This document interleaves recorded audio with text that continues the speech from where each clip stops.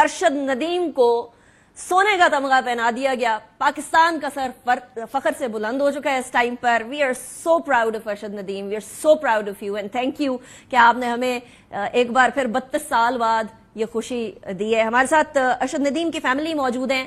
ان کی والدہ جو ہے ان کی طبیعت تھوڑی ناساز ہے, غالباً میں کنفرم بھی کر لیتی ہوں, وہ اس ٹائم پر سو چکی ہیں. لیکن شاہد اور علیم ارشد کے بڑے بھائی اور چھوٹے بھائی, جو چھوٹے بھائی شاگرد بھی ہیں ارشد ندیم کے, وہ ہمارے ساتھ موجود ہیں. تھینک یو, بہت شکریہ. آپ دونوں کو بہت بہت مبارک ہو کہ آپ کے بھائی نے, آپ کے گھر کے سپوت نے پاکستان کا بیٹا ہونے کا حق ادا کر دیا ہے.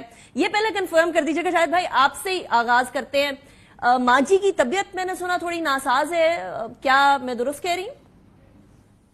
جی, والدہ ساری دیہڑی لوگ آتے رہے ہیں, مبارکباد دیتی رہی, اس کی وجہ سے اس کی تھوڑی سی طبیعت ڈاؤن ہے, اس کو میڈیسن دی ہے, ابھی وہ آرام کر رہی ہیں. چلیے, جیسے ہی وہ جاگیں گی تو انشاءاللہ ان کو بھی پروگرام کا حصہ بنائیں گے.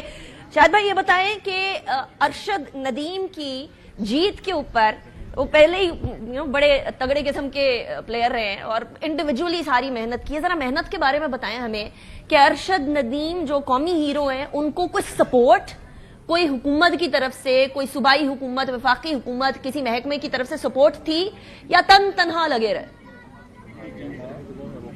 جی, میں سب سے پہلے اللہ تعالیٰ کا شکر گزار ہوں اور پورے ملک کا, جنہوں نے ارشد بھائی کے لیے دعا کی, اور ارشد بھائی نے ایک بڑی تھرو کر کے پاکستان کے لیے گولڈ میڈل لیا. گولڈ میڈل کے ساتھ ساتھ اس نے الحمدللہ ایک اچھی تھرو کر کے اولمپک کے تمام ریکارڈ بریک کیے. ہمیں اپنے بھائی پہ فخر ہے. میں اس کی ٹرینر کے حوالے میں اس سے بتاتا چلوں کہ ہمارا گاؤں چک نمبر 101 15 تحصیل میاں چنو ضلع خانیوال کے ہم رہائشی ہیں. ادھر ہمارے کوئی فیسلٹی نہیں ہے. یہ ادھر تمام دوست ہیں, ان کو پتہ ہی ہے کہ ادھر کوئی ہاسپٹل, کوئی گراؤنڈ, کوئی جم کا مناسب انتظام نہ ہے. لیکن ارشد بھائی شروع سے کرکٹ کھیلتے تھے, اس کو بڑا جنون تھا کرکٹ کا. میں امید کرتا ہوں اگر وہ کرکٹ میں ہوتے تو آج وہ دوسرے شعیب اختر ہوتے. جس طرح اس نے رات نیزے کا حال کیا, پوری دنیا نے دیکھا اس کو, وہ کرکٹ میں ہوتے تو ایسے ہی پرفارمز کرتے, اور کرکٹ میں بھی یہی حال کرتے جو شاید شعیب اختر سے بھی آگے ہوتے. اس میں کوئی شک کی بات نہیں ہے کہ بہت تگڑے ہیں, بے شک. اچھا علیم, آپ جو ہیں وہ شاگرد بھی ہیں ارشد ندیم کے؟ میں اس کا بڑا بھائی ہوں. میں یہ خود گیم کرتا تھا, ارشد بھائی کرکٹ کھیلتے تھے. جی بولیں. جی میڈم, الحمدللہ وہ میرے بڑے بھائی بھی ہیں اور شاگرد بھی ہیں. الحمدللہ میں اس کے ساری ٹریننگ کر رہا تھا جب وہ اولمپکس پہ کھیلنے کے لیے گئے ہیں, تو الحمدللہ اچھی ان کی پرفارمنس تھی. نہیں, لیکن ٹریننگ کرتے ہوئے محسوس ہو گیا تھا کہ گولڈ تو آیا ہی آیا گھر. جی الحمدللہ مجھے یقین بھی تھا اور الحمدللہ اعتماد بھی تھا کہ الحمدللہ جیسے ہم الحمدللہ اس گرمی میں ہارڈ ٹریننگ کر رہے ہیں, تو آپ کو پتہ ہے کہ پاکستان کا ویدر کس طرح کا تھا, پھر بھی الحمدللہ ہم نے ٹریننگ کی ہے, حوصلہ نہیں ہارا. تو الحمدللہ انجری کی بھی ہوتی رہی ہے, تو پھر بھی ہم نے ٹریننگ نہیں کی. تو الحمدللہ امید تھی جب ارشد بھائی گئے, وہ تھرو ادھر سے کر کے گئے ہیں, تو مجھے اسی ٹائم تھرو دیکھ کر آئیڈیا ہو گیا تھا کہ الحمدللہ اس بار اولمپکس میں گولڈ تو آئے گا ہی, لیکن اس گولڈ کے ساتھ ساتھ بڑی تھرو بھی ملے گی پاکستان کو ماشاءاللہ. اور وہ الحمدللہ ارشد بھائی نے کی ہے, ریکارڈ قائم ہو گیا. یہ کوئی چھوٹی بات تو نہیں ہے, مطلب باقی سارے تو کوسوں پیچھے رہ گئے نا ارشد ندیم سے. اچھا یہ بتائیے گا, بڑے بھائی کی طرف میں دوبارہ جاؤں گی. شاید صاحب, یہ اس ٹائم پر آپ نے کہا آپ خود بھی یہ کھیل کھیلتے تھے, آپ نے بچپن سے یہ ارشد ندیم کے اندر دیکھا کہ نہیں, he has got some thing, کوئی ایسی چیز ہے خاص جو کہ ملک کے لیے کچھ کر سکتی ہے, خاندان کے لیے کچھ کر سکتی ہے, بچپن سے تھا یا ٹریننگ اور اس کے بعد پریکٹس سے کچھ بہتری آئی؟ جی, میں اور مجھ سے بڑے بھائی ہیں شاہد ندیم, وہ آرمی میں ہوتے ہیں. ہم دونوں شاٹ پٹ اور جیولن تھرو کرتے تھے. ارشد بھائی کرکٹ کھیلتا تھا. جب وسائل نہیں تھے ہمارے پاس تو وہ ضد کرتا تھا میں نے کرکٹ میں جانا ہے. ہم ضد کرتے تھے آپ کرکٹ کو چھوڑو, ہم آپ سے بڑے ہیں, ہمیں پتہ ہے کہ ہم جیولن تھرو ہم نہیں کر سکتے, تو آپ کرکٹ کی باتیں کر رہے ہو, اس کے لیے تو بہت زیادہ مثلا سفارش, گراؤنڈ اور پیسے کی ضرورت ہے. تو پھر ہم نے میں خود پولیس میں بھرتی ہوا ہوں, بڑے بھائی آرمی میں ہوئے ہیں. گھر کو چلانے کے لیے ہم نے اپنی نوکری کی ہے, اور ارشد کو کرکٹ سے ہم جیولن تھرو کی طرف لے کے آئے ہیں.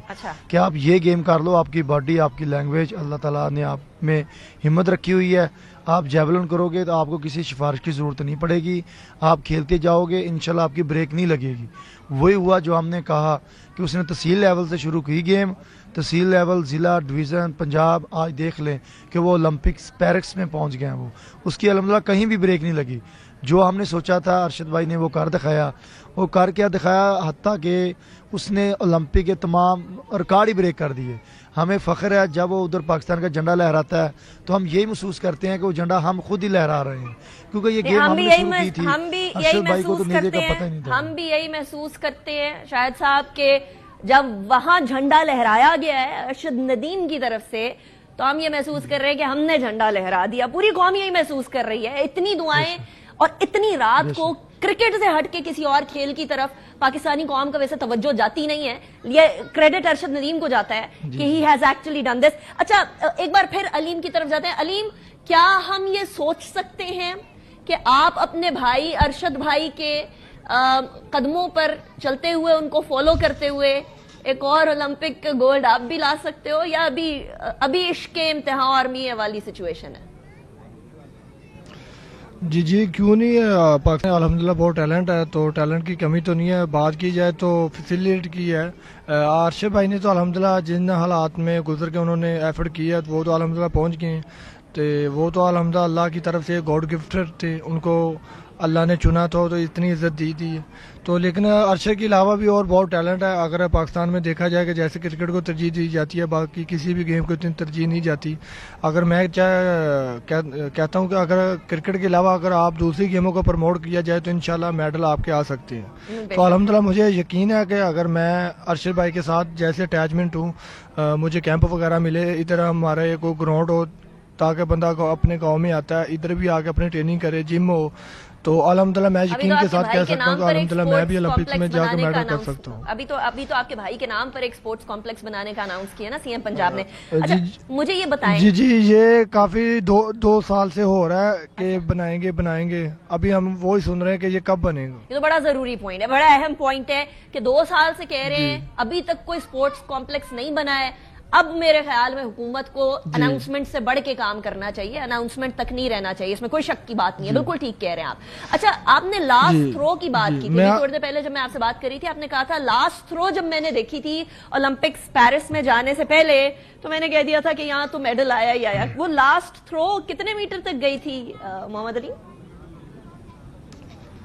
وہ الحمدللہ ٹریننگ میں اتنی ہم تھرو تو نہیں کرتے ہیں. ٹریننگ میں تو ہم نے ایک مائنڈ سیٹ کرنا ہوتا ہے کہ الحمدللہ ہم اتنی تھرو کر سکتے ہیں. تقریباً 83-4 کے قریب تھی جب ادھر سے گئے ہیں. تو الحمدللہ مجھے تب بھی ہوپ ہو گیا. تو تب اس لیے ہوپ ہوا تھا کہ ارشد بھائی نے الحمدللہ ٹریننگ میں فرسٹ ٹائم اتنی تھرو کی تھی، اور انہیں بھی فیل ہو رہا تھا کہ الحمدللہ میں اللہ مجھے صحت تندرستی دیتا ہوں کہ الحمدللہ میں اولمپکس میں انشاءاللہ اچھی پرفارم کروں گا. تو الحمدللہ انہوں نے کیا ہے اور مجھے سیگمنٹ کے مجھے بہت فخر ہے.